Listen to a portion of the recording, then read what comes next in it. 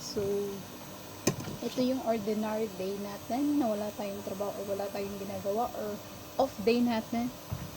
Nagluluto tayo ng gulay kasi mahilig ako sa gulay. Syempre may sibuyas at saka bawang. May ano tayo dito, parang chop suey. Ayan. And konting manok. Kasi may tema.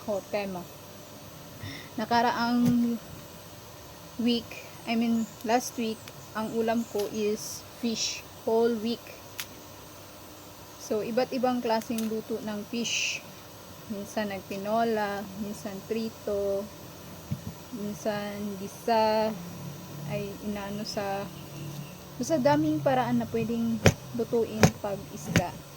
Nasa iyo yan kung anong paraan ang gagawin mo, kasi ikaw naman ang magluluto. So, ang gagawin natin ngayon ay parang chop suey siya. Luto. Kaso hindi to chop suey pero opposite na rin. Pwede na rin. So, I miss vlog. I miss daily life. Creating video na ano na ang ganap natin sa buhay. So, I miss everything to my YouTube fam, to my YouTube friend, YouTube na nakilala ko, to the group, everyone, charan. So, kasi yan kung paano mo hiwain yung sibuyas, diba? It depends naman kasi ikaw lang naman ang kakain. Ako pala. Syempre, bawang, my God. Pwede balatan, pwede dukdukin. Nasa inyo yan kung anong gagawin niyo. Char. So, ito ang ginagawa ko every pag may free day tayo. And then, kasi malapit na tayong mag-30, so ang goal ko sa buhay, hindi tayo pabata. Kung okay lang sana kung pabata tayo, diba? Pabalik tayo sa nakaraan natin, hindi. Patanda na. So, life goaling is mag-isa ka man, dalawa man kayo, buo man kayo sa pamilya nyo. Dapat yung kinakain nyo ay hindi kayo magsisimula sa kung kailan kayo patanda na. Dapat marunong kayo mag healthy lifestyle. Kumbaga, balance. Wala namang bawal siguro, pero for me lang, 'di ba? Kasi iba kasi mga Pinoy, kapag bawal sa iyo, bawal ka ng ganito, kakainin kasi. Kaya sasabihin ko na lang na walang bawal. Alam mong bawal pero kakain ka, pero paunti-unti lang. And then mahalaga na kakain tayo ng gulay. For me, age as coming 30, guys.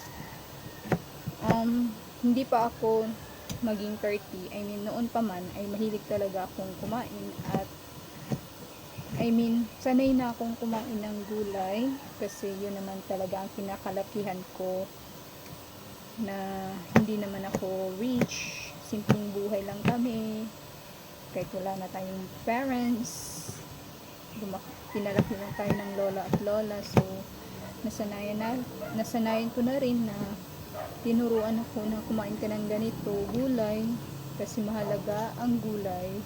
Isa din ito na magpapahaba ng buhay, healthy, kasi iba na kasi pag nasa 30 plus na tayo, 40, dyan nalalabas na yung mga masasakit sa damdamin, masasakit na katawan, charot. Diba? Totoo naman, diba guys? Na kung noong 18, 19, 20, mga ganun pang age, wala ka pang masyadong nararamdaman, diba? Walang masakit sa tuhod, walang kasi galat dito, school dito, ganon, work dito. Pero pagdating sa mga 30 plus o 30, mga 27, 28, 29, I don't know, maybe kasi ako mga 20 plus na ako, meron na akong dinadaan sa katawan ko, masakitin akong tao. So kaya noon pa man, mahilig na akong kumain ng gulay. I love gulay kasi kapag hindi ako kumakain ng gulay, lalong nanghihina ako. Naghahanap talaga ako ng paraan na kakain ako ng gulay. Kung halimbawa man ay hindi ako makakain, gagawa ko ng paraan na makakain ako ng gulay. Kasi kapag hindi ako kakain ng gulay, lalo akong manghihina. Parang naghahanap yung katawan ko sa gulay. Kaya samahan nyo ako magluto. Ito pala ang lulutuin ko. May ano na tayo, onion, bawang at saka gulay. Ayan ang lulutuin natin. And konting chicken lang. Kasi ako lang naman kakain. And bawang, sibuyas, pinaghalo ko na. And ayan. For today's menu is cooking vegetables. And tara, luto tayo. Hindi ko na ipakita sa inyo kung paano lutuin kasi alam niyo naman kung paano magluto ng gulay, diba guys? So, pakita ko na lang na luto na siya. So, ayan, I miss you all. Don't forget to like and subscribe sa ating channel. God bless.